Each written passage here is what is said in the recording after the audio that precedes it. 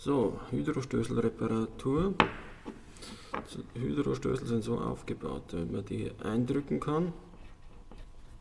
Jetzt hier lässt sich sehr weit eindrücken, wahrscheinlich komplett mit Luftvakuum befüllt. Das ist nicht so toll. So schauen wir jetzt mal, damit wir den inneren Stopsel rausbekommen. Und zwar nehmen wir das ganze Ding jetzt her und klopfen es einfach mal so auf so ein Holz. Dann sollte das ganze Ding rausgehen. Ja, noch nicht ganz.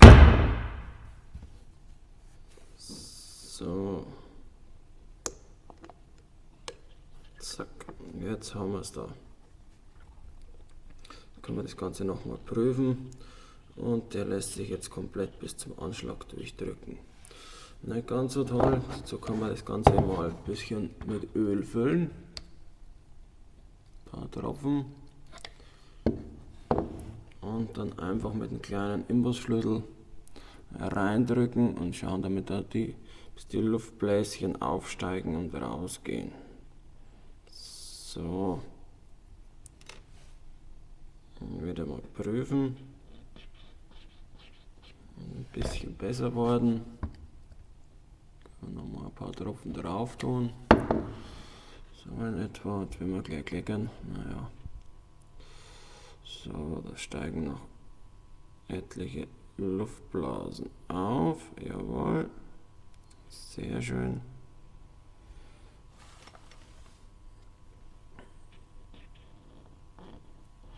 Und jetzt ist es so, dass dieser Hydrostößel hier sich ein bisschen eindrücken lässt. Etwa zu 2/3 momentan. Ein bisschen Luft rauslassen. Jawohl. So. Und jetzt lässt sich der Hydrostößel noch ein paar Zehntel Millimeter eindrücken, Millimeter vielleicht.